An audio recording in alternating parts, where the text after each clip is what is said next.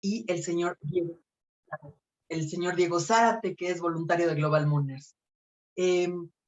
Vamos a hacer una cosa muy dinámica. Lo que queremos es escuchar ya a Luis Ángel Hurtado, así que ya casi termino mi intervención. Le voy a dar la palabra a la señorita Valeria Jackson para que nos cuente algunas estadísticas y unos datos que tienen preparados, y después regreso para platicarles quién es el señor Luis Ángel Hurtado y podamos comenzar. Muchas gracias.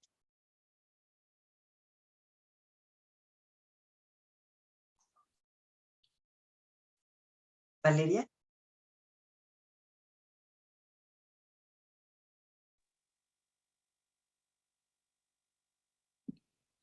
Muchas gracias, señora Mariana Castro, por la oportunidad de hacer uso de la palabra a nombre de la Asociación Civil Global Mooners.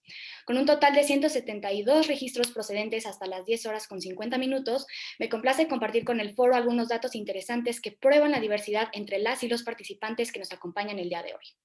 Contamos con la participación de 120 mujeres, 51 hombres y una persona que prefirió no especificar su género. La edad promedio es de 23 años, siendo los participantes más jóvenes personas de 14 y 15 años. También contamos con el apoyo y la participación de profesoras y profesores que han impulsado los modelos de las Naciones Unidas de la mano de Global Mooners. La mayoría de participantes son de nacionalidad mexicana, provenientes de 20 entidades federativas de las 32 que conforman la República. Además, nos honran con su participación jóvenes de diferentes países de nuestra región de América Latina y el Caribe, entre los que se encuentran Argentina, Colombia, Chile, Ecuador, El Salvador y República Dominicana. Sin más, queremos agradecerles a todas y todos por sumarse a este foro y apoyar la campaña Verified de las Naciones Unidas. Gracias también al maestro Luis Ángel Hurtado por conversar con nosotros el día de hoy y motivarnos a luchar contra la información falsa. En este momento se mostrará en pantalla una encuesta virtual en la que podrán manifestar si quieren o no una constancia de participación. Tendrán un minuto para contestarla.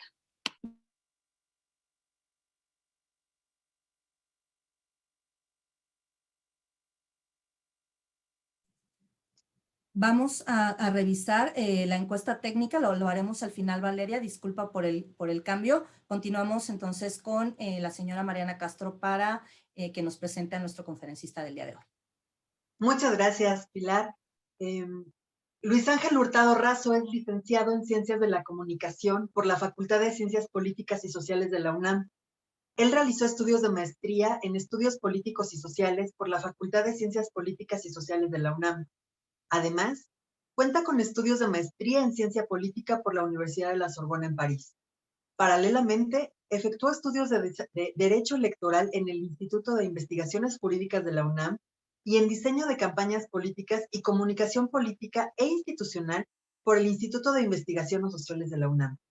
Actualmente, el licenciado Luis Ángel Hurtado Razo cursa el doctorado en Comunicación en la Universidad Iberoamericana y la especialidad en Comunicación y Diseño de Campañas en el posgrado de la Facultad de Ciencias Políticas y Sociales de la UNAM.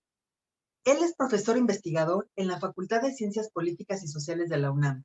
De igual forma, es académico en la licenciatura de Ciencia Política en la Universidad Iberoamericana. Además, es profesor invitado del posgrado de Comunicación Social y Política en la Universidad La Salle, Campus Oaxaca. También ha sido profesor investigador invitado del posgrado de Periodismo de la Investigación en la Universidad Autónoma del Estado de México y la Facultad de Estudios Superiores de la UNAM, Acatlán. En su haber académico, cuenta con 4 libros publicados en México y uno en España como Fake News, El enemigo silencioso. Sin más, es un honor y es un ejemplo a seguir. Les presento al doctor Luis Ángel Hurtado Razo y le doy la palabra. Muchas gracias. Bueno, primeramente, muchas gracias a los participantes, a las personas que están aquí convocadas. Para mí es un doble honor estar con ustedes, sobre todo por el tema que vamos a tratar el día de hoy y sobre todo por los organizadores a los cuales les agradezco muchísimo la invitación. No saben lo honrado que estoy y lo gustoso que estoy de estar aquí en el marco precisamente de esta plática. Bueno, sin más, voy a empezar precisamente este diálogo abordando un tema de estudio, el cual pues desde el 2016 y 2017 pues se ha vuelto un referente no solamente en México, sino que en diferentes partes del mundo, y hoy en día, sobre todo con la situación actualmente de la pandemia, COVID-19, pues se ha vuelto todavía mucho más referente en el ámbito de los diálogos que tenemos todos los días, a veces hasta en nuestros hogares, y no se diga en el ámbito de la academia. Bueno, voy a comenzar precisamente proyectando la presentación que realicé para el día de hoy. Un segundo nada más.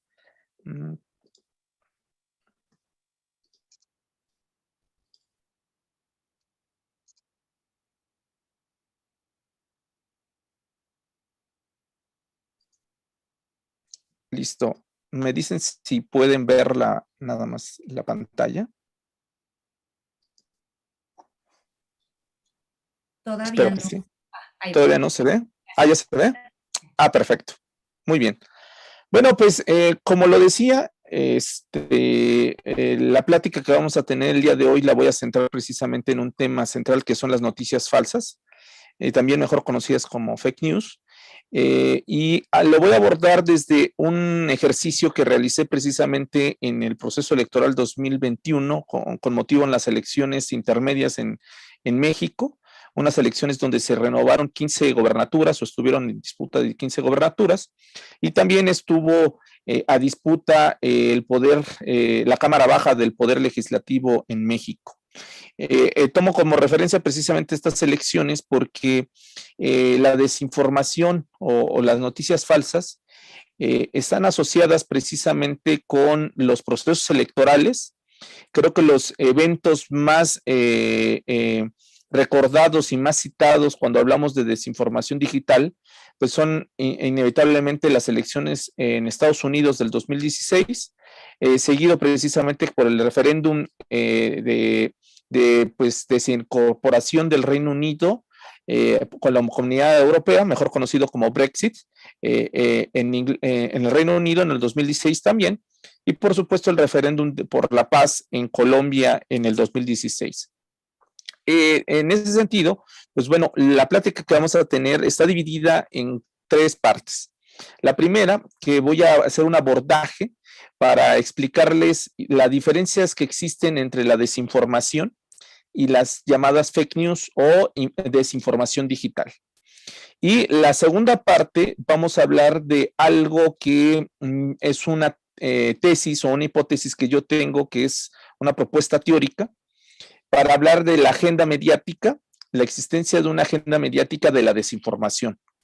Y por supuesto en la tercera y última parte les voy a presentar cómo esa agenda mediática sí se construyó durante las elecciones en mi país durante el 2021.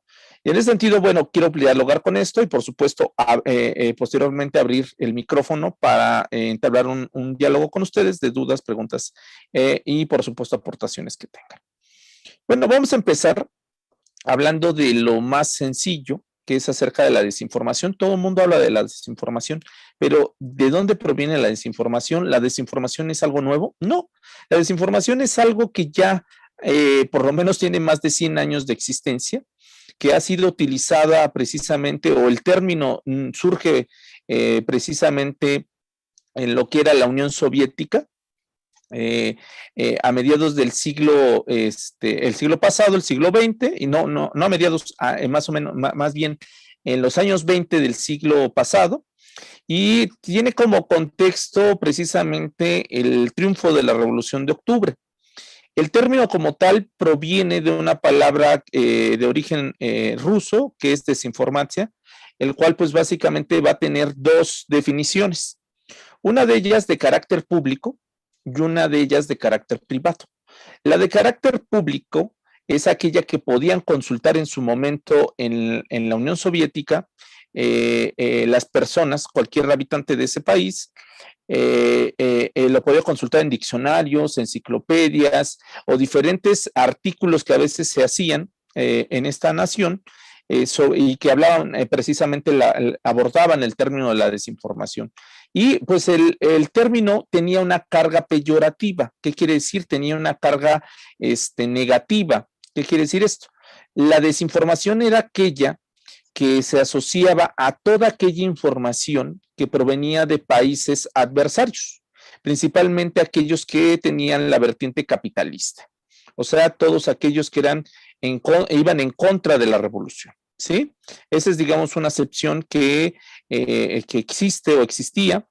Y posteriormente tenemos una definición de corte privado, la cual solamente tenían acceso los miembros, no todos los miembros, sino unos cuantos miembros de la KGB, que era, digamos, el órgano, digamos, de seguridad de la Unión Soviética, y que precisamente se utilizaba la desinformación, más bien tenía una carga positiva. La desinformación servía para lograr los fines precisamente y logros de la Revolución de Octubre. En ese sentido, esta desinformación con carga positiva, pues se hacía en un alto grado de secrecía. Solamente miembros de la KGB y algunos miembros del Kremlin, o sea, del gobierno, tenían acceso.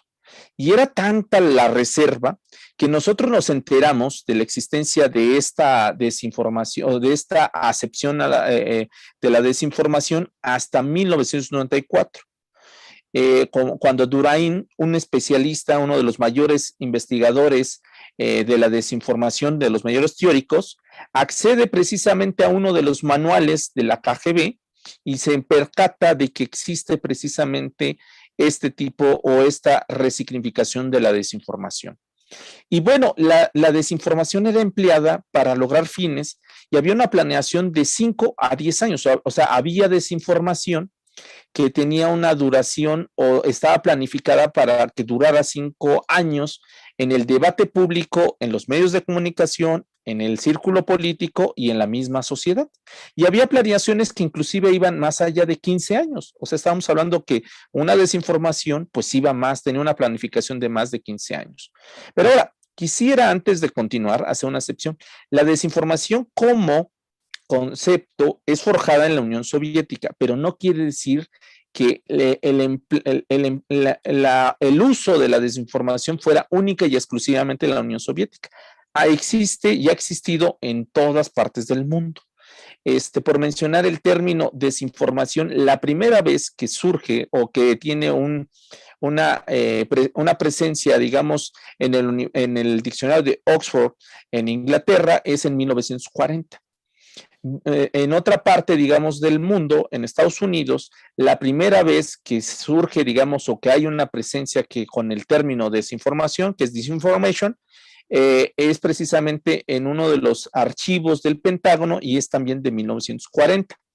Y eso lo sabemos a partir de los cables que se filtraron en el 2010 por Julian Assange en Wikileaks. ¿Qué quiere decir esto? La desinformación es parte también nata de los distintos gobiernos, no es única de la Unión Soviética. En ese sentido, la cuestión es que ellos forjan o crean el concepto y después todo el mundo lo emplea.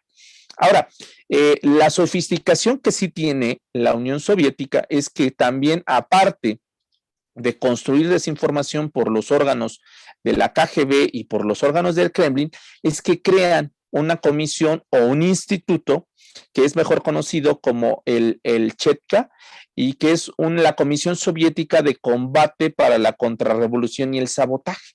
Básicamente era un órgano que generaba la desinformación, veía y observaba cómo iba evolucionando y a partir de eso iba a ser haciendo toda esta evaluación. Y aquí viene precisamente lo que les decía, que esta comisión no solamente veía la desinformación que construían al interior de la Unión Soviética, sino también estaba encargado de revisar la desinformación que se generaban en otras partes del mundo. Bueno, entonces ya con este gran paréntesis, entramos a lo que, cuáles son las características de la desinformación. La primera de ellas es que la desinformación o para crear desinformación antes de Internet, nosotros no podíamos construir desinformación. Los únicos que podían generar desinformación eran los aparatos de gobierno y algunos aparatos económicos que tenían acceso precisamente, que es el punto número 2, a los medios de comunicación tradicionales, la prensa, la radio y la televisión. ¿Qué quiere decir esto? Que para que pudiéramos generar desinformación, teníamos que tener poder político, poder económico y también poder mediático. Muchas veces, y así lo comprobó Durain, los medios de comunicación no sabían que esa información que estaban compartiendo era desinformación. La hacían pasar por verdadera y la transmitían. Entonces, bajo esa lógica, antes de Internet era muy difícil articular desinformación, porque la desinformación, a diferencia de las mentiras, de los rumores o las murmuraciones, la desinformación tenía un interés, ya sea político o económico. Era una narrativa que se construya con el interés de impulsar algo que era falso como verdadero. En ese sentido, los únicos que la podían hacer, pues eran los órganos o el aparato de gobierno y, por supuesto, los aparatos económicos y los medios de comunicación. Bueno, más bien usaban a los medios de comunicación muchas veces. Y el tercer elemento que tiene característico la desinformación antes de Internet es precisamente que buscaban influir a la sociedad interna, o sea, a la opinión pública, y a la sociedad externa, para que vieran cómo iba materializándose muchas veces todos los designios del gobierno y cómo iba evolucionando el gobierno en pro de la sociedad. Y en ese sentido, una de las características que tenía también la desinformación es que tenía una doble acepción, que es una de carácter pública y una de carácter no pública. ¿Sí? Bueno, ahora vamos a entrar a esta segunda parte, que son los fake news. ¿Son lo mismo? No, no son los mismos. En teoría podría considerarse que sí, pero no son lo mismo.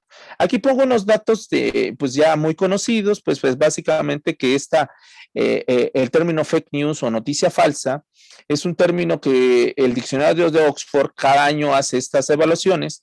Destacó como la palabra del año en el 2017. ¿Por qué? Porque incrementó en 365% su uso.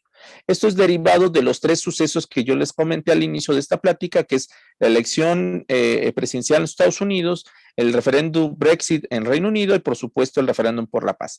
Esto se multiplicó y se volvió precisamente el término del año. Aquí yo les transmito precisamente lo que yo defino como fake news, que esto es a partir también de otros teóricos y muchos especialistas sobre el término. Son todas aquellas informaciones falsas que son diseñadas para hacerse pasar por noticias verdaderas, con el objetivo principalmente de difundir un engaño y considerarlo precisamente algo verdadero. Y todas ellas traen un fin deliberado o un objetivo político o financiero. Ahora, dentro de esto hay categorías o hay tipos de fake news. Existen 3 tipos. El primero de ellos, que es el misinformation, que es a toda aquella información inexacta que muchas veces nosotros compartimos en las redes sociales, pero que no tiene un dolo o no tiene una intencionalidad. De esas veces que uno se le hace fácil decir, bueno, van a vacunar mañana a la gente de 20 a 29 años, porque lo escuché en un medio de comunicación, no sé cuál, pero lo escuché. Y lo comparten y ya mucha gente te empieza y te dice, no, estás compartiendo desinformación. Bueno, perdóname, yo lo escuché, no sabía, yo lo hice porque hacía un bien. Estaba porque la vacunación y todo eso. No había un dolo, no hay una intencional, no hay una ganancia o no se persiguió una ganancia a partir precisamente de esta generación de desinformación. Muchos de estos casos ocurre precisamente también en la prensa, que no hay un dolo y los periódicos o los reporteros a veces por ganar la nota, la primicia, lo comparten y bueno, pues ya se generó y toda la sociedad ya lo está, no, es que es un fake news, es que tú estás generando desinformación. Bueno, sí, se hace una rectificación, una disculpa pública, y bueno, pero no hay un dolo. Aquí, en este otro tipo, que es el disinformation, sí hay un dolo, porque son noticias que son armadas, diseñadas para engañar, para generar desconfianza, para generar miedo, para generar ira y aprovechando precisamente todos nuestros medios y fobias para esparcirse. Esa es la disinformation. Y hoy en día, esa es la gran mayoría de los fake news o las noticias falsas que prosperan en Internet, porque hay todo un aparato que genera precisamente estos elementos para generar desconfianza. Esto lo hemos visto pues en muchísimos lados. O sea, la disinformation nos tocó en México y esto lo comparto como un ejemplo.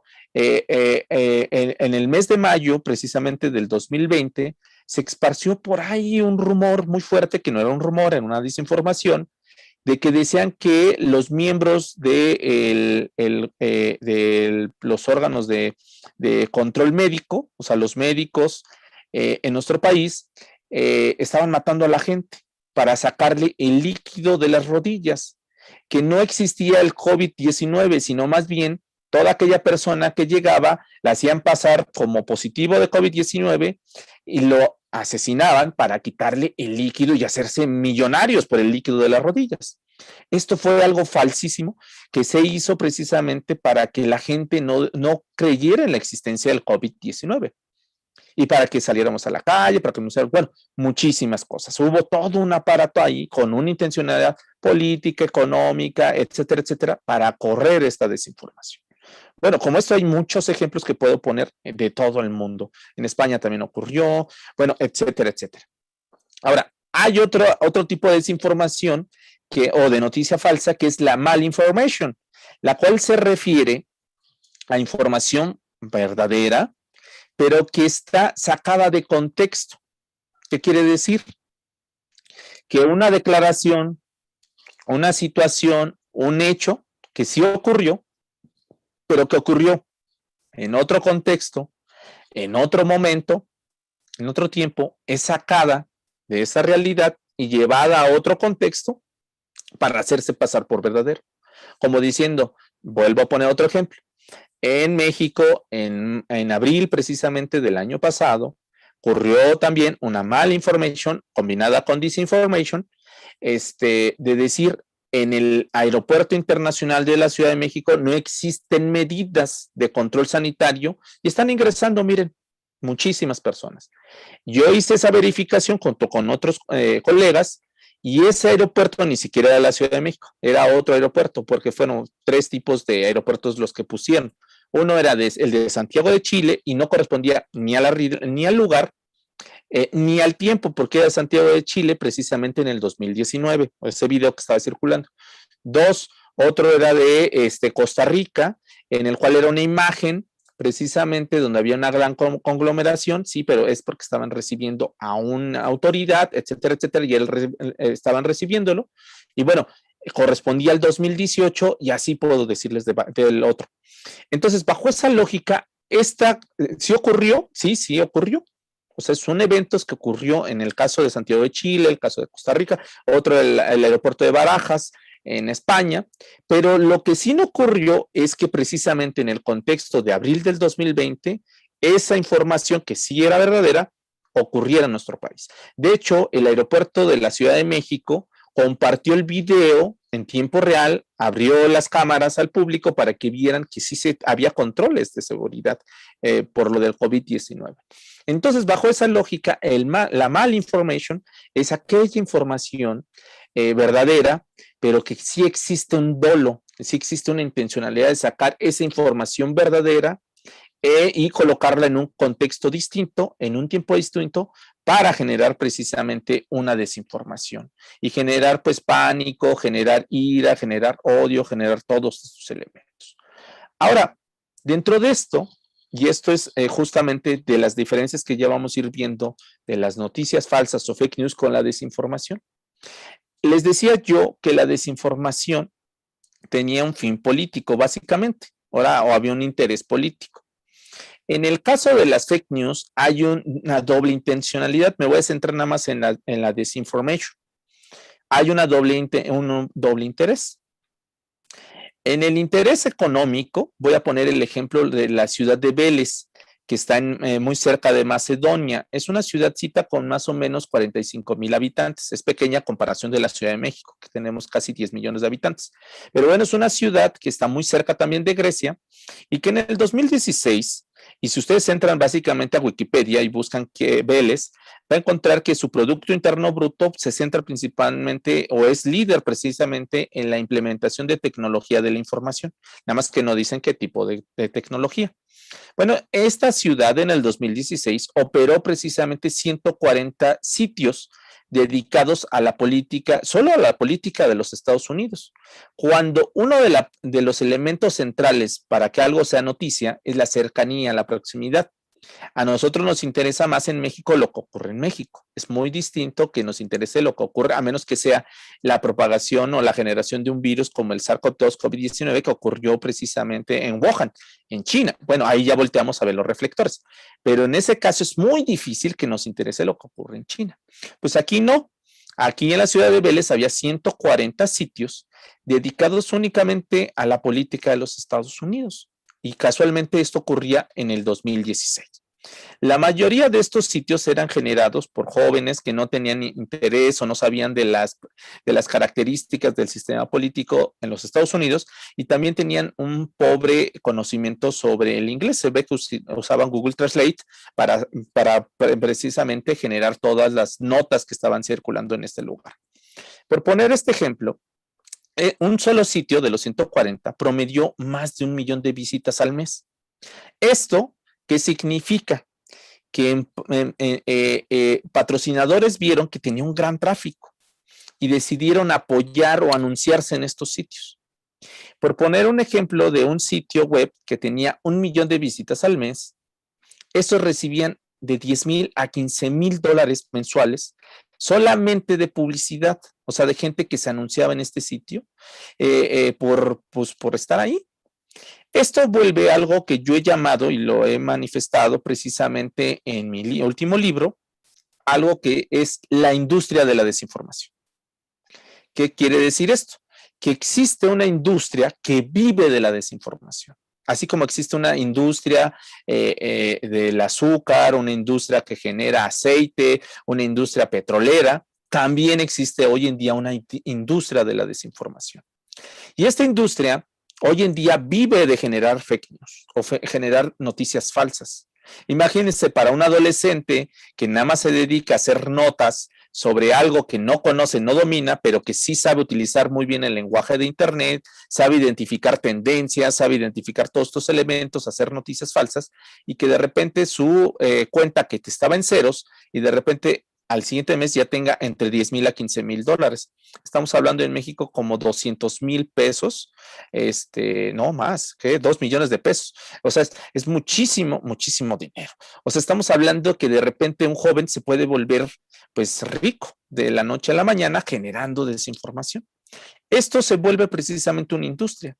Y en ese sentido, ahora tenemos el interés político. Ya hablamos del interés precisamente económico. Hay personas que hoy en día viven de la desinformación. Muchos jóvenes que hoy en día no tenían empleo, hoy se emplean precisamente generando desinformación. Y cuando digo se emplean, no solamente es con sitios web. Hoy en día, y eso lo sostengo, la desinformación también se ve materializada con todas estas cuentas automatizadas, mejor conocidas como bots. Estas granjas de bots hoy en día son producto también de esto, que manipulan a la opinión pública a partir de tendencias falsas o intereses que hay detrás de ello. Ahora, esto lo voy a encaminar al interés político. El interés político hoy en día, y esto es a partir precisamente del ejemplo que nos dan las elecciones 2016, con el caso precisamente de Cambridge Analytica, que fue una empresa, una consultora que ofrecía sus servicios a partir precisamente de saber de los datos, de los millones de datos que nosotros vertimos en las redes sociales, qué nos interesa y qué no nos interesa. Y a partir de eso generaron desinformación a favor o en contra de una persona. ¿Qué quiere decir esto? Que hay personas hoy en día, hay consultores, hay cuartos de guerra, hay inclusive miembros de ciertos partidos, ciertos políticos que contratan los servicios de aquellos jóvenes que hoy en día generan desinformación. Y hoy en día, la industria de la desinformación, esos jóvenes, imagínense el joven que recibe publicidad, le pagan para que se anuncie en su portal. Hoy en día llega un político, un partido político o a una empresa, le dice, ¿cuánto me cobras por generar desinformación en contra de este actor político? Ah, pues sabes que yo cobro 5,000 dólares, 2,000 dólares, 1,000 dólares y ponen una tarifa. Y cuando vieron precisamente, y esto lo traigo a colación, de que resulta inclusive más rentable contratar desinformación o pagar por desinformación que a veces por propaganda legal y abierta. Esto lo traigo a colación porque el año pasado el Instituto Tecnológico de Massachusetts, el MIT, publicó una investigación en la cual demostró que las noticias falsas en Twitter circulan 25 veces más rápida que las noticias verdaderas. Entonces, si tú generas información verdadera, no circula o no fluye o no se propaga tan velozmente como la información falsa. En ese sentido, tenemos el ahora doble interés. Imagínense las ganancias. Reciben ganancias por la publicidad y ahora reciben ganancias por lo que yo llamo desinformación on demand, bajo demanda. ¿Sí? Entonces, se vuelve pues algo sumamente lucrativo y muy redituable. Por eso hoy en día tenemos que la desinformación pues es un negocio redondo. La Universidad de Harvard el año pasado, en una investigación, dijo que nada más en el 2019, la industria de la desinformación había generado una ganancia aproximada de más de $1,000 millones.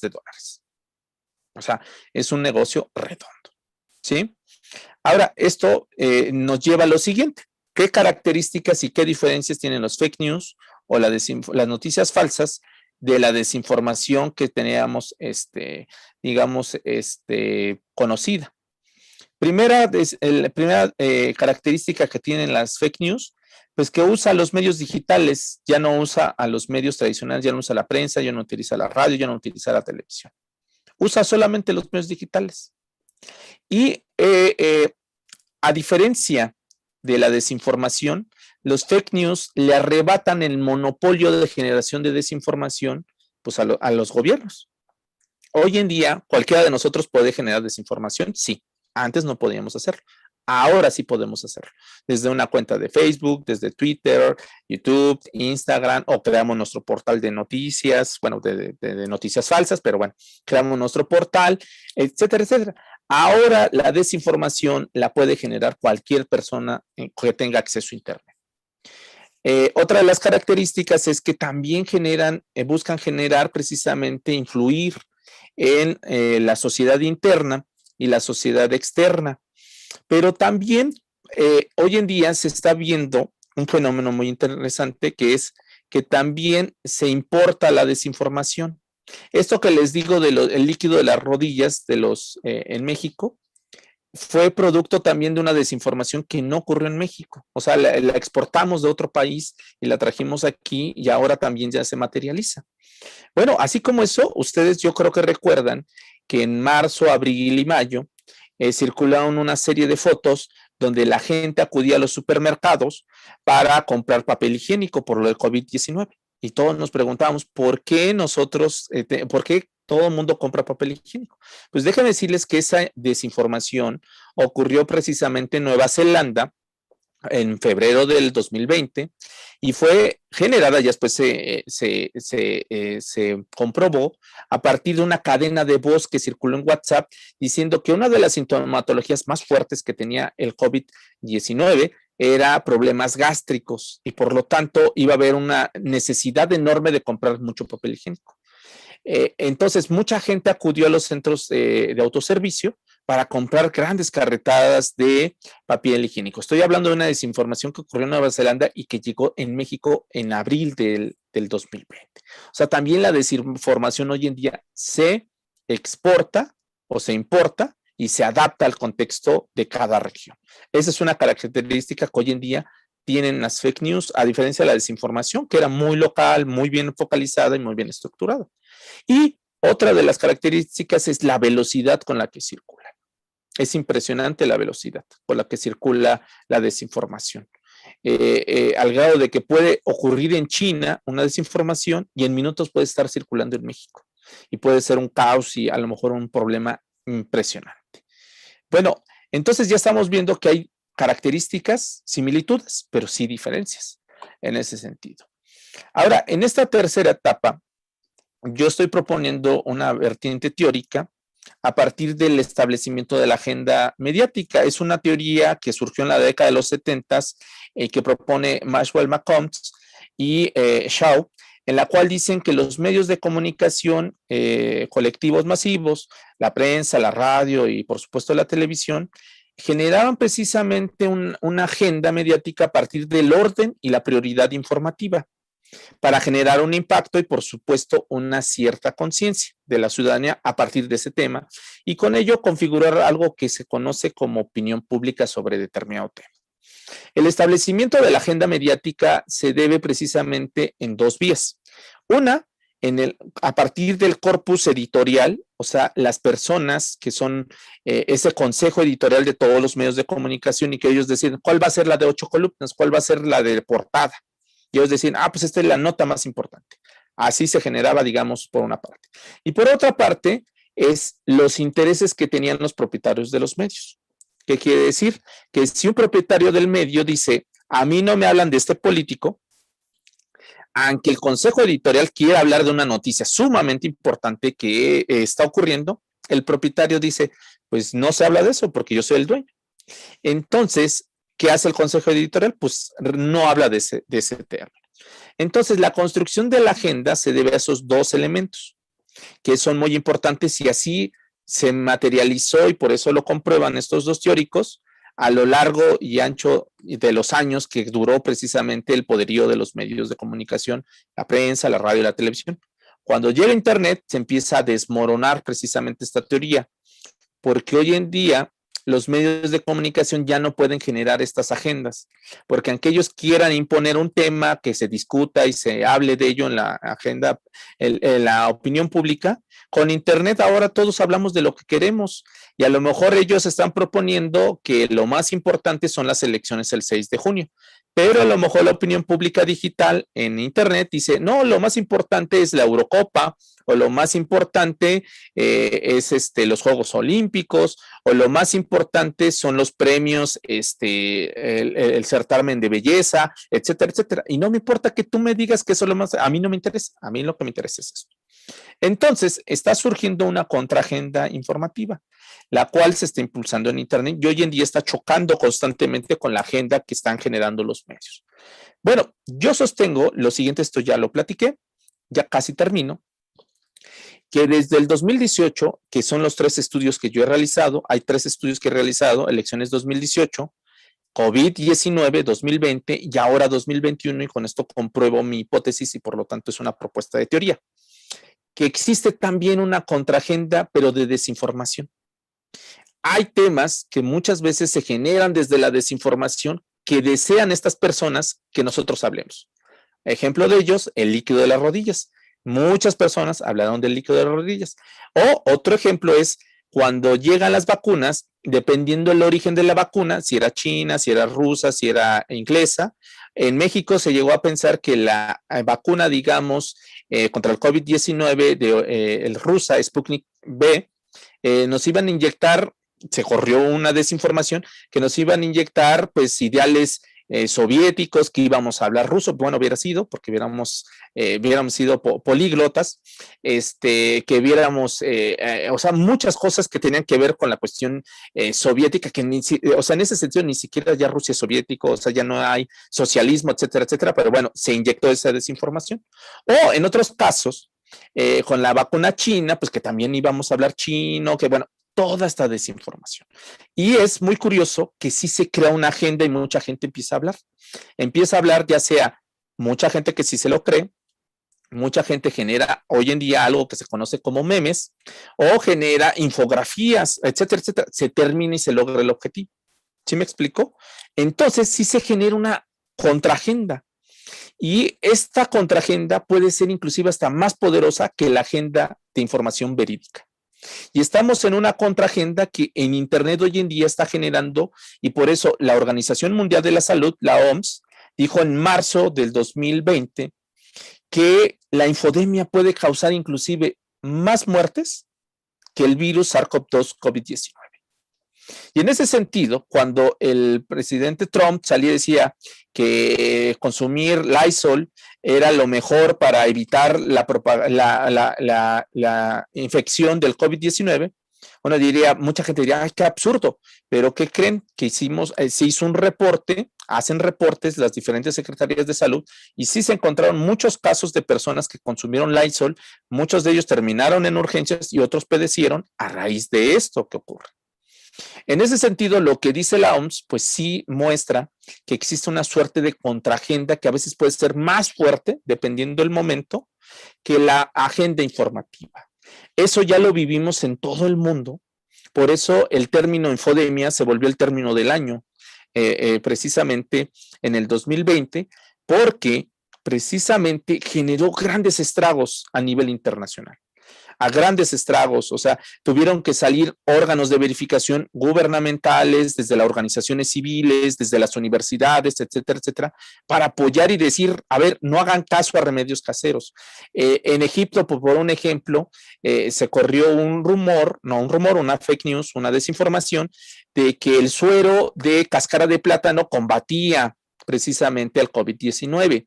Y hubo gente que lucró con eso, vendía en Amazon, yo tengo ahí capturas que documenté y que están en mi libro, de personas que compraban ese líquido que lo vendían a más de $1,000 y que vivían precisamente de la venta de ese suero.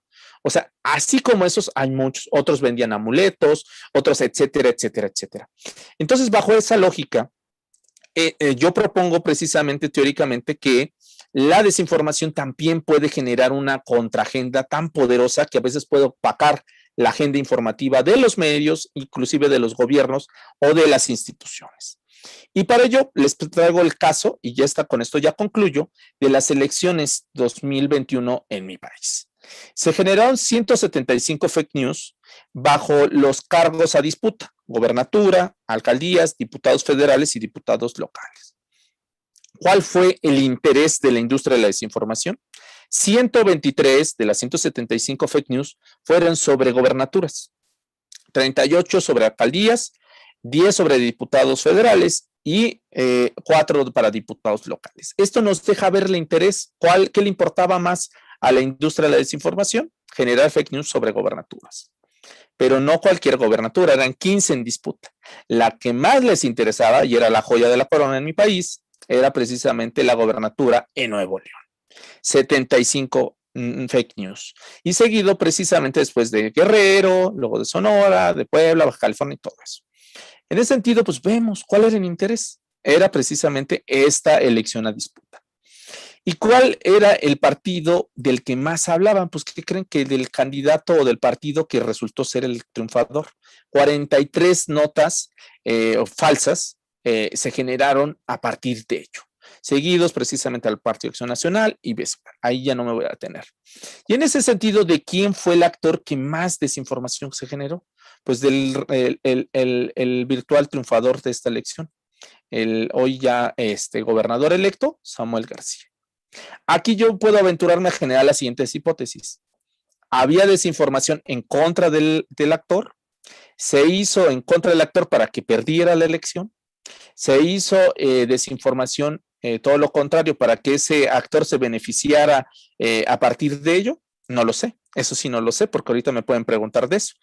En ese sentido no lo sé, tal vez una segunda investigación que haga, derivado de estos datos, me lo pueda dar una hipótesis, porque no puedo afirmarlo, lo que yo no tengo, porque yo no sé si contrataron a la industria de la desinformación, yo no sé si ellos mismos generan la desinformación, eso yo no lo sé.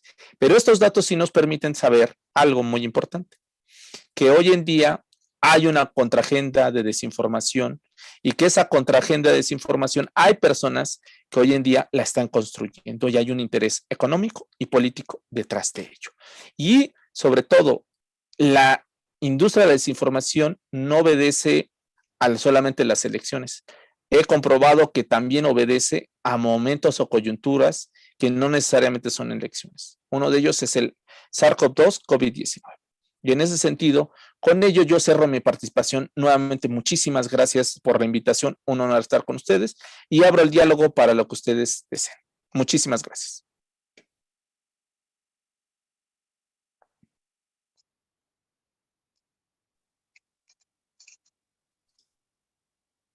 Muchas gracias. Vamos a cederle ahora el uso de la voz a nuestro compañero Diego Zárate, quien es voluntario de Global Mooners, para que modere la sesión de preguntas y respuestas. Adelante, Diego.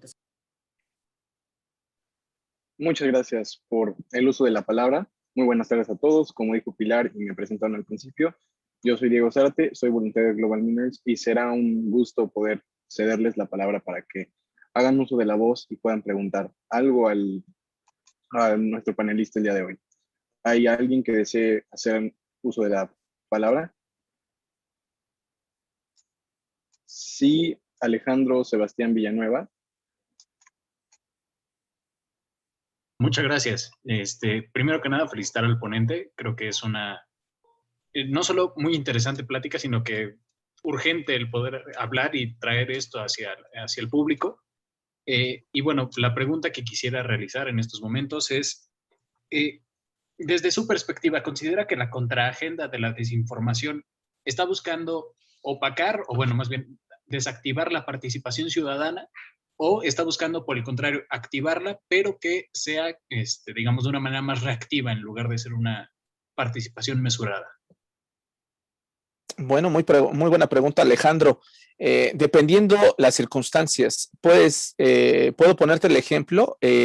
Cambridge Analytica, esta empresa que hizo todo lo que tiene que ver precisamente con el robo de datos personales en Facebook y a partir de eso construir la campaña electoral de Donald Trump, hizo 88 campañas electorales. Y todas las campañas, y está documentado, la misma Brittany Kaiser, que participó precisamente en Cambridge Analytica, que tiene un libro muy recomendable, lo dice. Todas estas elecciones, toda la extracción de datos se hizo para manipular a la opinión pública a partir de sentimientos, de noticias falsas y todo lo que tenía que ver con ello.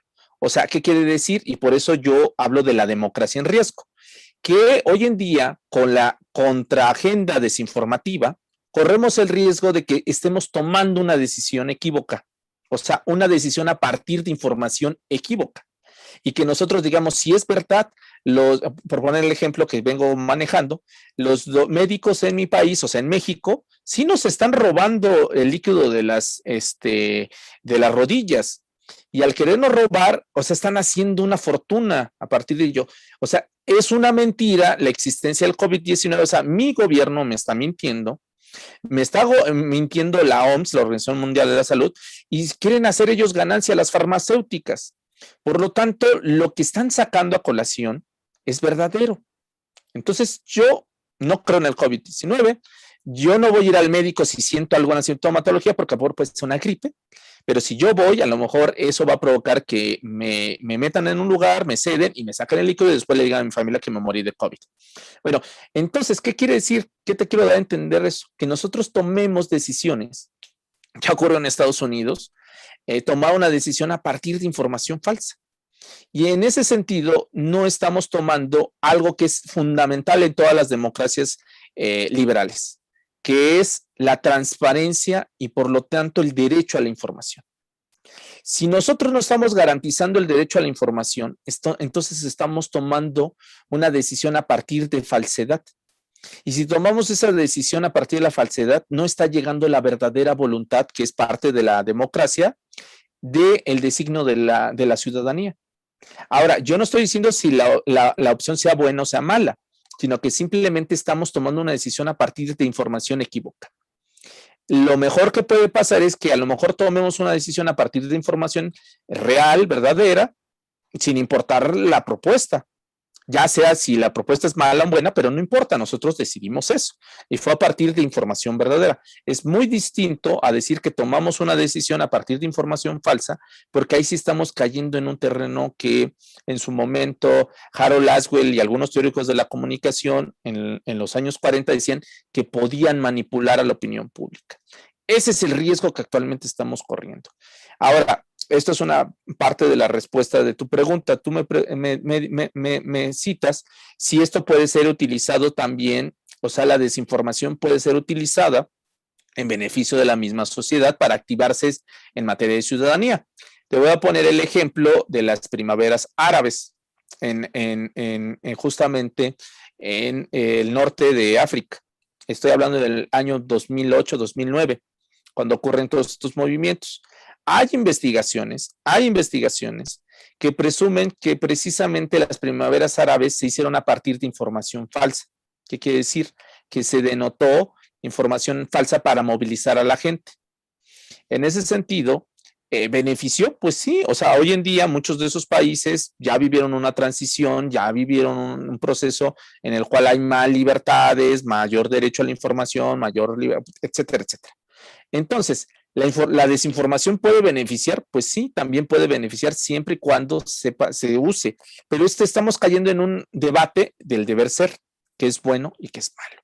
Por eso yo me quedo más en el terreno de precisamente decir, no vamos a meternos en ese debate, más bien vamos a transparentar lo que sí ocurre, lo que es verdadero y lo que es falso. Porque si no, caeríamos en lo que está ocurriendo en muchos países del mundo, que, por ponerte un ejemplo, en el 2020, 19 países del mundo decidieron crear leyes fast track, o sea, exprofeso, para regular precisamente los fake news. Pero ¿qué crees? Después hubo iniciativas que verificaron esas 19 leyes, entre ellos Artículo 19, Periodistas Sin Frontera, etcétera, etcétera, que documentaron que esos 19 países le dejaron precisamente la voluntad de lo que es verdadero y de lo que es falso a los gobiernos. Y los gobiernos después hicieron una persecución en contra de los opositores, en contra de los medios de comunicación que no eran afines y en contra también de los periodistas. Y en lugar de beneficiar, perjudicar. Por eso yo no soy de la idea que caigamos precisamente en el debate de deber ser, sino más bien reportar con hechos. La verificación es sumamente importante. Y la verificación es la única herramienta que nos va a permitir hablar de hechos, no de debates de deber ser. ¿Sí? No sé si contesté, Alex.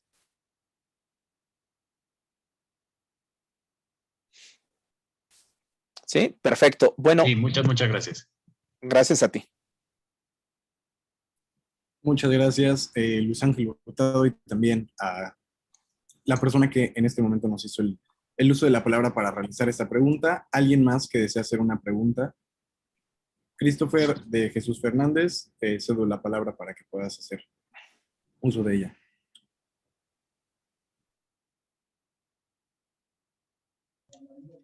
Muchas gracias. Primeramente, igualmente quiero felicitar al ponente. Fue una ponencia bastante digerible y una ponencia que la verdad creo que tuvo bastante versatilidad y muy buenos ejemplos en torno a este fenómeno tan interesante. Mi pregunta viene en base un poquito al origen o propiamente cómo es que esta clase de fake news pueden proliferar. Algo que he notado, o bueno, que estuve notando a lo largo de este periodo que llevamos en cuarentena a través de las redes sociales, es que existe una tendencia de ciertos individuos, de ciertas personas, a preferir creer en las fake news antes que en la verdad, o bueno, no en la verdad, vamos a llamarlo porque la verdad es algo muy subjetivo, pero en artículos más objetivos, por decirlo de alguna manera. Es algo que he notado mucho, que pasó incluso cuando acá en México fue el sismo del 19 de septiembre, que se dio este fenómeno que enalteció a un desinformador, cuyo nombre prefiero no mencionar, pero esencialmente me gustaría saber cuál podría ser ese origen o por qué algunos individuos, más allá del miedo, prefieren creer en esta clase de noticias sobre algunos artículos más objetivos. ¿Por qué prefieren esta realidad un poco más maleable? ¿Cuál sería el origen o cuál sería la explicación de esa situación? ¿Es un fenómeno psicológico o tal vez era un fenómeno más social? Es algo que me da la atención tratar de poder explicar por qué en estos casos pueden proliferar y también por qué estas personas defienden a capa y espada esa clase de verdades a medias y de falacias. Es algo que me llama mucho la atención, considerando la complejidad del pensamiento humano. Esa es una muy buena pregunta que te voy a responder en dos vertientes. Las características de Internet. A diferencia de los medios de comunicación tradicionales, Internet es horizontal. ¿Qué quiere decir? Que tenemos la igualdad de circunstancias que cualquier actor. O sea, el presidente de México puede publicar, nosotros también podemos publicar. El presidente de México puede subir fotos, nosotros podemos subir fotos. El presidente de México puede transmitir en vivo, nosotros también podemos transmitir en vivo. Pongo esta referencia porque es el cargo de mayor importancia en México. Estoy hablando del presidente, pero puede ser John Biden en Estados Unidos, puede ser, puedo poner infinidad de personas. ¿Qué quiere decir? Internet nos da la posibilidad de que tengamos la igualdad de circunstancias y podamos construir narrativas en igualdad de circunstancias. Antes no, con los medios tradicionales, prensa, radio y televisión. No todos podíamos escribir en un periódico. No todos podíamos tener un programa de radio. No todos podíamos tener, mucho menos un programa de televisión. Ahora imagínense, no es porque los medios no quisieran, que también tiene un poquito de eso, pero bueno, eran las características del medio. Imagínense el número de páginas que tendría un periódico si solamente los habitantes de la Ciudad de México escribieran. Estamos hablando de aproximadamente 10 millones de personas, que nada más escribieran una línea. ¿Se imaginan? Yo hice ese ejercicio. O sea, sería un periódico de más de 4 millones de páginas. ¿Cuándo terminaríamos de tirar solamente ese ejemplar? 4 millones de páginas. O sea, nada más. El primer número, El primer número con todos una línea, Una línea, Estoy hablando de una línea. Y me estoy agarrando así estos periódicos grandes como el Universal, el Excelsior. Bueno, estamos hablando entonces que desde ahí ya hay una diferencia. Internet sí nos permite. Y esa igualdad nos permite decir abiertamente dos cosas. Hay libertad de expresión. Es la primera vez en la historia de la humanidad que un medio de comunicación nos permite expresarnos pública y abiertamente. Ningún otro no lo permite o no lo permitía. ¿Y eso a qué nos lleva? Que la libertad hoy en día nos genere pues esta exacerbación de nuestros sentimientos, o sea, de los sentimientos, que a veces no medimos lo que decimos, sino nos lo expresamos porque Internet nos los permite. Y si a eso le sumamos a esta segunda parte que tiene que ver con algo que ocurrió en el 2008, y para eso voy a tener que decirte esto. En el 2008, el propietario de Google, en estas convenciones que hacen cada año los desarrolladores de software a nivel internacional que se reúnen en Silicon Valley, en esta parte de California, el dueño y propietario de Google, o el CEO en ese momento, dijo algo que conmocionó a todo el mundo. Él en su presentación decía, nosotros vamos a cambiar la forma de búsqueda de nuestro portal. Antes en el portal hacía Google algo que era a partir del método referencial. ¿Qué quiere decir eso? A partir del título de la obra, o sea, del portal o lo que sea, tú encontrabas eso. Si en el título no estaba expresado lo que tú querías, pero sí en el contenido de la página, tú nunca lo ibas a encontrar. ¿Por qué? Porque este es el método que hacen en las bibliotecas. Ustedes van a encontrar a partir del título o de un motor de palabras clave. ¿Qué dijo el dueño de Google? Que lo iban a hacer a partir de una fórmula matemática. La fórmula matemática hoy es mejor conocida como algoritmo. La fórmula matemática que propuso en ese momento el dueño de Google es a partir de la huella digital de las personas. ¿Qué quiere decir esto? Que a partir de las páginas que ustedes visitaran, a partir del horario que ustedes consumieran Internet, a partir de las palabras que ustedes colocaran en eso, iban a predecir qué ustedes iban a buscar. Y con ello iban a pasar de una tasa del 63% de efectividad, que era altísima, al 84% de efectividad. Todos en esa reunión dijeron, no puede ser. ¿Cómo puede ser que se logre eso? Sí, a partir de los datos que nosotros vertiéramos desde que prendíamos nuestro celular, desde que prendíamos nuestra computadora, desde las páginas que nosotros, desde la interacción que tuviéramos con la gente, etcétera, etcétera, ellos iban a lograr. Hoy en día Google te da una tasa de efectividad del 99%. A partir de esta formulita. Año siguiente, 2009, Mark Zuckerberg dice, dejamos el muro. Y hoy dejamos el perfil y hoy creamos el muro. O al revés, no me acuerdo ahorita. Dejamos el muro y ahora creamos el perfil. ¿Qué quiere decir esto? Mark Zuckerberg dijo, dejamos el muro porque antes tú para consumir, digamos, yo para saber qué hacías, tenía que entrar a tu perfil. Yo tenía que entrar al perfil en Facebook, tenerte primeramente como amigo y decir, a ver qué publicó hoy Christopher. Mark Zuckerberg cambia esto y dice, hoy creamos el perfil en el cual vamos a crear algo que se llama la línea de tiempo. Que tú entras a Facebook y ya no ves el perfil, tú ves lo que publican toda la gente que tú sigues. Pero Mark Zuckerberg va más allá de lo que hizo Google. Mark Zuckerberg te dice, tú puedes tener 5,000 amigos en tu cuenta tradicional de Facebook. Y de esos 5,000 amigos, tú nada más vas a ver 50 amigos. Y tú dices, pues está todo dar. Pero ¿por qué 50 amigos? Porque te va a hacer una filtración.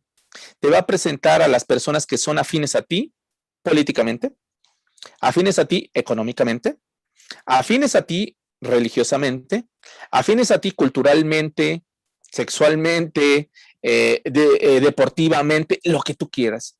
Y cuando ves, aquí se aplica algo importantísimo, que es la teoría conductual. Y para ello voy a remitirme a un fenómeno que Pavlov descubrió hace muchos años con un perrito, que a ese perrito le tocaba una campana y cuando le tocaba la campana segregaba saliva. Y al segregar saliva, el perrito ya sabía que le iba a dar de comer. Facebook precisamente hizo eso, que cuando tú subes un contenido, automáticamente tienes 50 cuentas que le van a dar like, 50 personas que le van a dar comentarios y 50 personas que van a compartir. Y en ese sentido vas a generar no saliva, vas a generar algo que se conoce como la hormona de la felicidad, que es endorfina. La endorfina la generamos cuando estamos enamorados, cuando cuando vas a un concierto y hay adrenalina excesiva. Entonces, cuando nos llega una notificación de que, el Luis Hurtado acaba de publicar algo y Christopher dice, es mi super my friend, pues ahí voy, y ok, sí, mira, pum, le doy like. Y ese like me llega a mí y digo, ¿quién me dio like? Christopher. Y en ese sentido, esto se vuelve adictivo porque está segregando una sustancia en tu cerebro que provoca ello. Ahora, esto se conoce en el argot como cámara de eco. ¿Y qué crees? Que las noticias falsas generan mayor felicidad porque corroboran tu forma de ver el mundo. Corroboran tu forma del mundo y decirte, ¿qué crees? Que ese político es corrupto. Y tú ya ven cómo yo sí tenía la razón. Era un corrupto. Ya ven cómo yo sí tenía razón, no existe el COVID-19, por eso salgo sin cubrebocas y por eso hago fiestas. Ya ven cómo, ¿sí me explico? Regresas a aquello que perdiste. Y en ese sentido, como corroboran tu mundo, tú creas algo que Bennett, un teórico muy importante, dice que es la fragmentación de la realidad y la fragmentación de la opinión pública. Y mi opinión, como hay igualdad de circunstancias, es inclusive más importante que la del presidente, o es más importante que la del secretario de salud, o más importante que la que me dice la OMS, o más importante. ¿Por qué? Porque yo así lo quiero ver. Y todo esto se conoce en el argot como post-truth, post-verdad. Mi verdad es más importante que la de cualquiera de ustedes. La verdad empieza a perder su valor. Porque aunque yo sepa que esté mal, no me importa porque sí soy yo feliz. Y no me importa que me digan que no existe el COVID. Ya sé que no existe, pero no importa. Yo quiero seguir creyendo que no existe. Porque así soy feliz, por eso hago mis fiestas, por eso salgo sin mascarilla y todo eso. ¿Qué hacen las fake news? Se agarran de todos esos elementos. Y al agarrarse de esos elementos, y ya lo dijo el Instituto Tecnológico de Massachusetts, se comparten 25 veces más rápido que una noticia verdadera. ¿Por qué? Porque hay un dicho en México que dice que las verdades duelen. Las mentiras no. ¿Sí? No sé si contesté, Christopher. Perdón por hacer todo esta explicación. No, sí, está muy bien. Muchísimas gracias. Muy completa la respuesta. Gracias. Respondió bien respondió completamente mi duda. Muchas gracias. Gracias. No, a ti, al contrario. Muchas gracias, maestro Hurtado. De verdad que es súper interesante escucharle. Estamos un poco contra el tiempo, pero me voy a atrever a preguntarle si estaría dispuesto a responder 2 dudas más, que tenemos 2 preguntas más de gente levantando la mano. Entonces le voy a regresar la moderación a mi colega Diego Zárate. Tomamos estas 2 y cerramos, por favor, Diego. Claro que sí. Si quieren, podemos juntarlas, o sea, que sean las 2 intervenciones y doy una respuesta de las 2 para agilizar esta parte. Muchísimas gracias, Pilar. Muchas gracias también, Pilar, por el uso de la palabra. Bueno, entonces, Katia, te activo el micrófono si quieres para que realices tu pregunta y una vez que tú termines, le abro el micrófono a Ricardo para que él realice su pregunta y pueda el señor Luis Ángel contestar ambas juntas. Muchísimas gracias.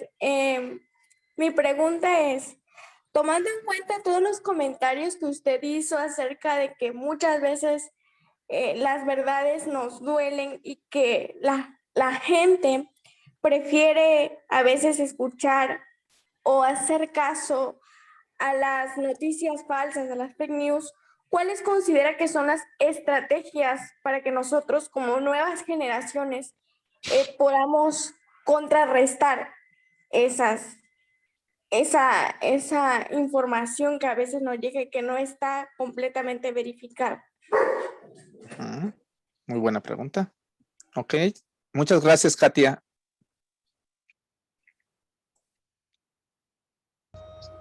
Ya, muchas gracias, Diego. Pues bueno, a mí me gustaría preguntar sobre esta doble intencionalidad que mencionó, ¿no? Sobre las fake news, una de sus características, que es, bueno, tanto política como económica, y muchas veces se interrelacionan entre sí.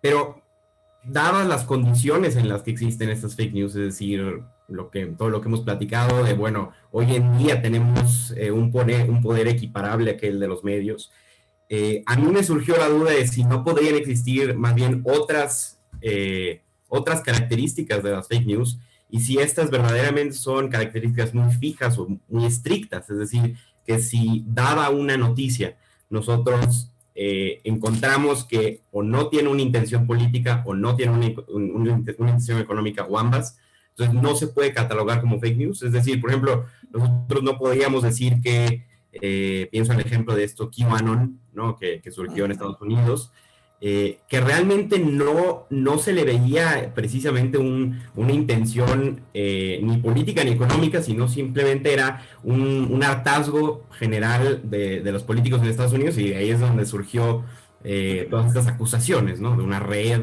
entre los políticos, tanto demócratas como republicanos. Entonces, yo pienso, no existe esto de que, bueno, una persona pueda crear una fake news con este poder que le da las redes simplemente por ver el mundo arder o sin ningún motivo ni económico ni político. Sí, claro que sí. De hecho, voy a responder primero a Ricardo y ahorita le respondo a Katy.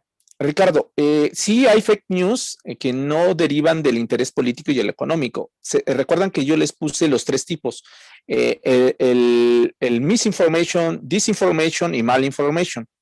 Les dije yo precisamente que el disinformation y el malinformation es donde se centra precisamente el interés político y económico, porque hay una industria.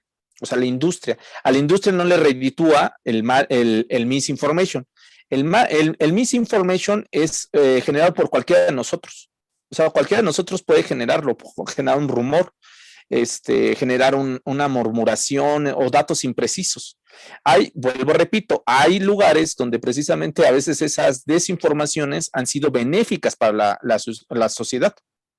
O sea, también hay que quitarle esa carga negativa. Es que lamentablemente la carga negativa de fake news, como Trump hizo mucho uso de esto, tenemos esta fuerte carga negativa de que el fake news es algo negativo.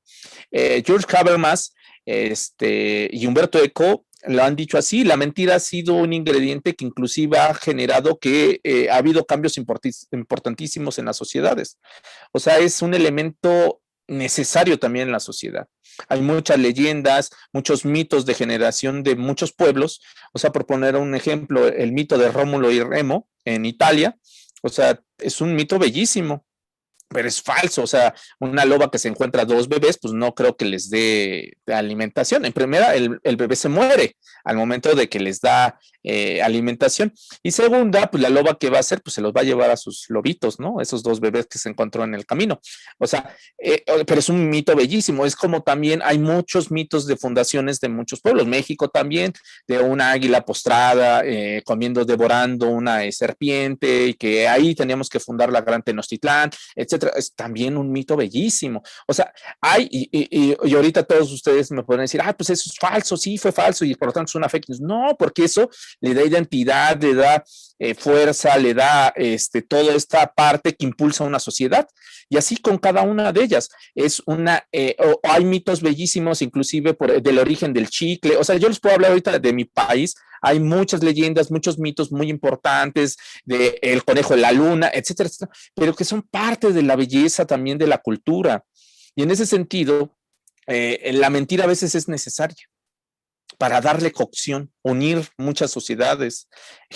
Inclusive ha habido guerras que se han apagado precisamente por este tipo de mitos. O sea, en ese sentido, no hay que caer en la carga negativa, o sea, no hay que caer precisamente, y eso es lo que traté de explicarles. A lo mejor también el término desinformación trae una fuerte carga negativa, pero en la misma Unión Soviética había carga negativa como carga positiva. O sea, lo utilizaban para decir, ellos son los malos, pero también nosotros hacemos la desinformación para generar un ambiente y para mejorar nuestro pueblo. O sea, en ese sentido hay que quitarnos esa carga. Los fake news también tienen esa sobrecarga negativa. O sea, en ese sentido, por una parte. Por otra parte, hay que catalogarlo. También hay gente que pues, sí se dedica y hace mucho mal de la generación de noticias falsas. O sea, sí, por eso yo divido esa parte, el disinformation y el malinformation, si hay una intencionalidad. De repente en México nos enteramos que hay ciertos actores, ciertos periodistas que de repente sacan de contexto cosas, pero porque había un interés. En México hay muchos periodistas que llegado un momento recibieron muchas ganancias, no solamente del gobierno, sino de intereses privados, de que les financiaba, etcétera, etcétera, y vivían precisamente también de hacer ese tipo de investigaciones o preguntas o de acallar cosas.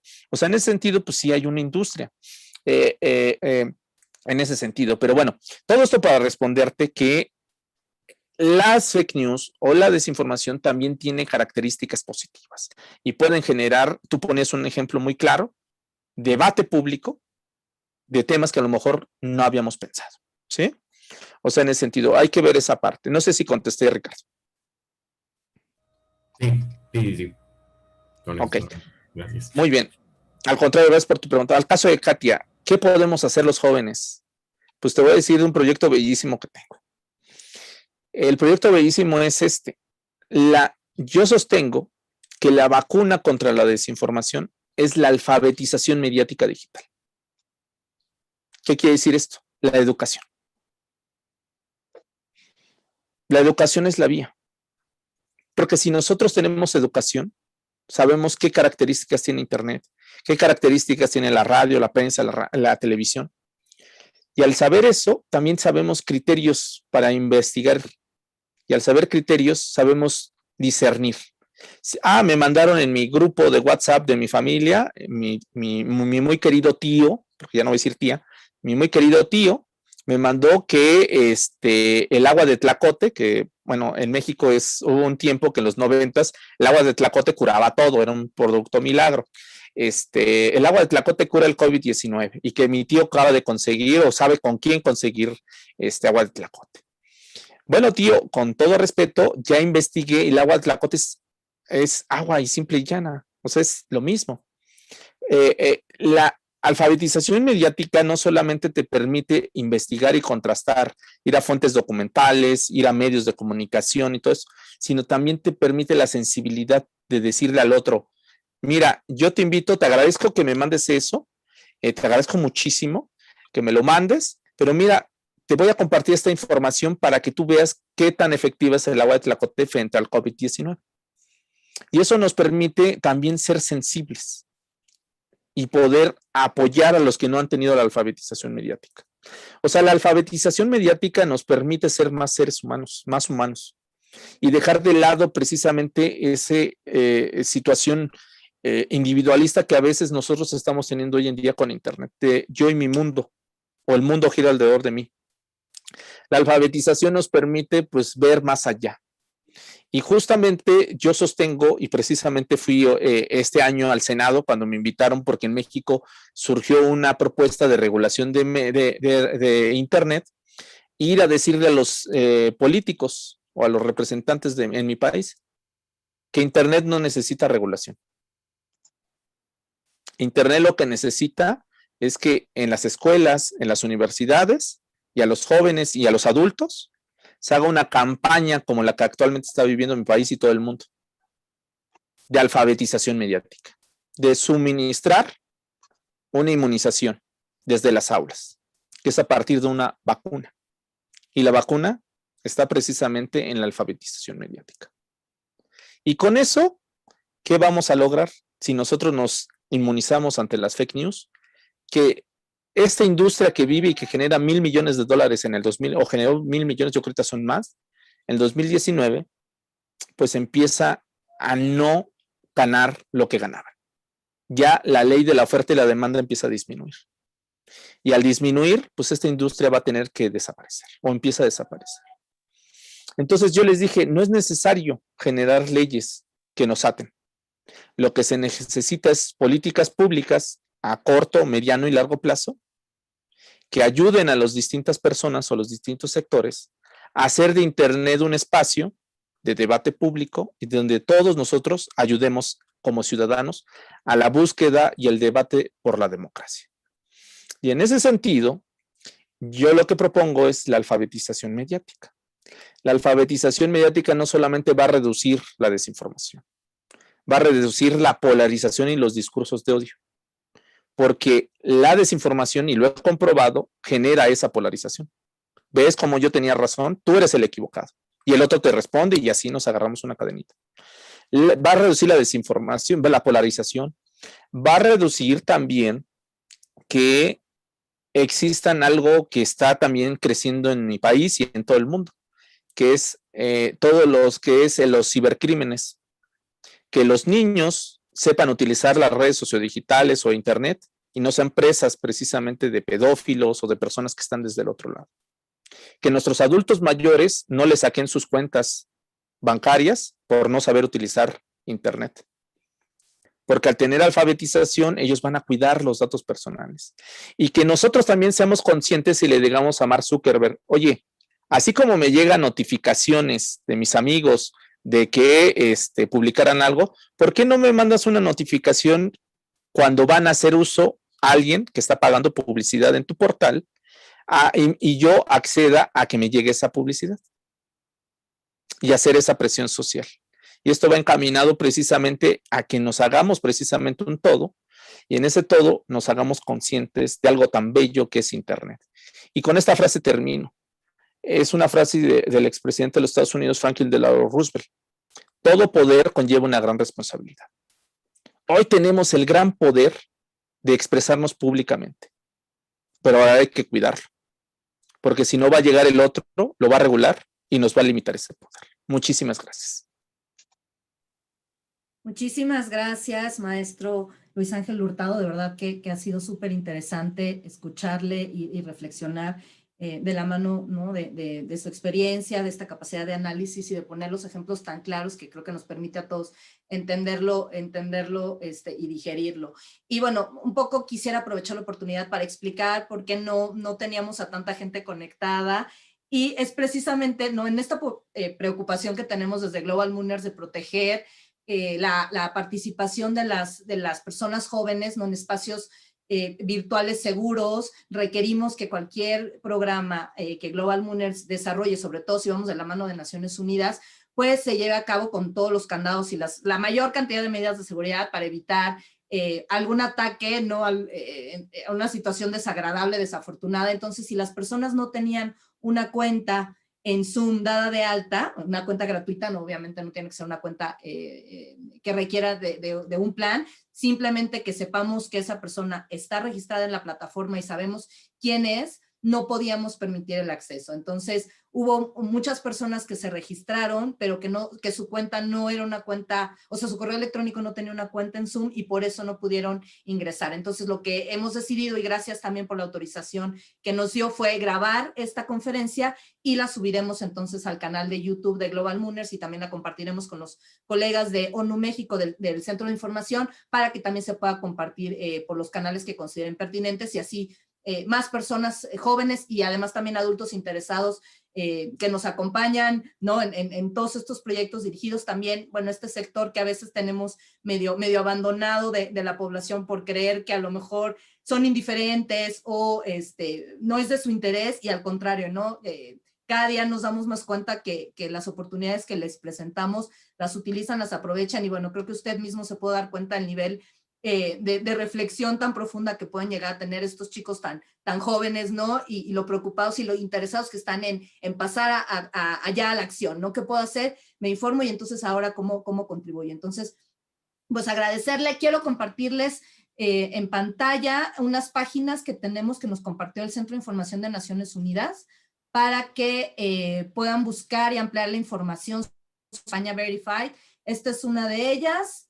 También la página, la sección, el micrositio que tiene ONU México sobre la campaña y el sitio web de Naciones Unidas en español, en donde incluso pueden encontrar material para compartir en sus redes sociales y se pueden convertir en un voluntario de la campaña, ¿no? Esta información se las vamos a mandar, las 3 ligas se las vamos a mandar vía correo electrónico cuando nos compartan, cuando les enviemos, perdón, su constancia o diploma de participación, y para eso le voy a pedir ahora a mi colega Carla Nolasco que comparta la encuesta para pedirles que nos confirmen si desean o no recibir una constancia de participación y tengamos sus datos para poder hacérselas llegar vía correo electrónico. Entonces, no sé, Carla, si puedes lanzar la encuesta ahora, si está disponible. Está disponible y hasta el momento tenemos 38 de 51 votos. Ok, les vamos a dar unos segunditos más para que las personas que todavía no se pronuncian puedan elegir una de las 2 opciones si desean o no constancia de participación, y de esa manera con el reporte que nos arroja la plataforma Zoom podamos llevar a cabo el proceso de una manera más eficiente. Y bueno, de nuevo agradecerles a todas y a todos por habernos acompañado, y me voy a permitir, en lo que concluimos con el proceso de las constancias, cederle la palabra a mi colega y amiga Gaby Ramírez para que dé las palabras de despedida y cierre este gran encuentro. Gaby, adelante. Muchas gracias a todas, a todos. Luis, un gusto, un placer enorme tenerte aquí. Muchas gracias por haber aceptado nuestra invitación para compartir con todas y con todas las investigaciones que has realizado en esta materia. Y bueno, solo recordarles que también frenar las fake news, la desinformación también está en nuestras manos. Como bien decía Pilar, les compartirán el link de la campaña Verified de la ONU. En este momento estamos en una 4ª fase. Esta campaña lo que busca es que las personas aprendan a identificar estas noticias falsas, a no compartir y a hacer una pausa. Es decir, que antes de que compartas alguna información en tus redes, a través de WhatsApp, a través de cualquier medio, te preguntes de dónde viene esta información, cuál es la fuente, quién la está compartiendo, por qué la quieres compartir tú, ¿no? Lo que mencionaba Luis, esta parte emocional, esta parte de sentimientos, de emociones, la quieres compartir para generar confianza, para informar a otros, no sé, generaremos más miedo, ¿no? Pregúntense ese tipo de cosas.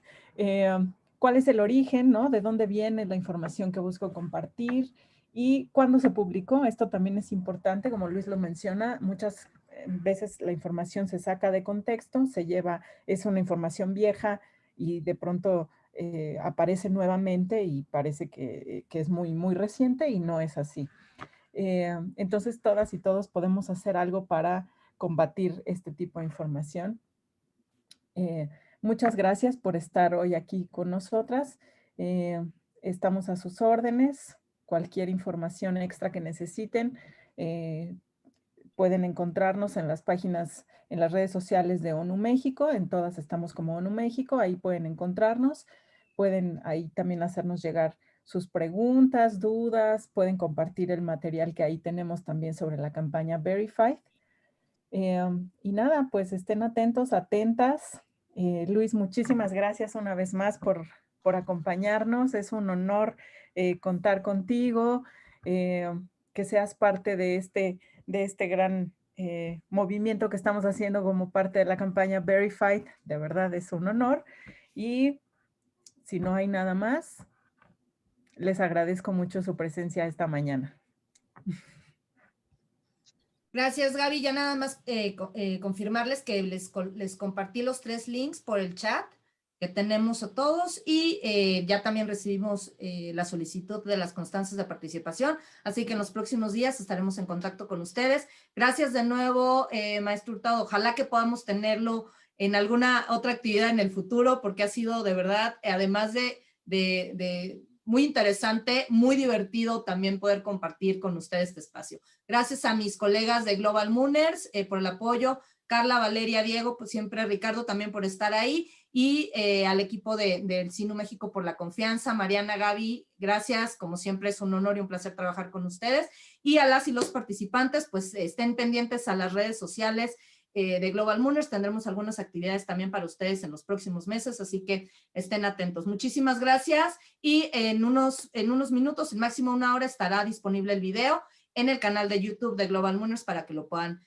revisar y compartir también con las personas que crean que puedan estar interesadas en conocer esta información. Muchísimas gracias, nos despedimos y voy cerrando. Nada más les pido, si me apoyan, vamos a hacer una foto grupal, entonces si me ayudan abriendo sus cámaras, los que puedan, y regalándonos una súper sonrisa para que quede constancia de quienes estuvimos en esta sesión tan interesante. Entonces voy a hacer la captura de pantalla en 5, 4, 3, 2, 1. Listo. Muchas gracias. Bonito resto del día. Hasta luego. Hasta luego. Muchísimas gracias. Fuerte abrazo. Bye, bye.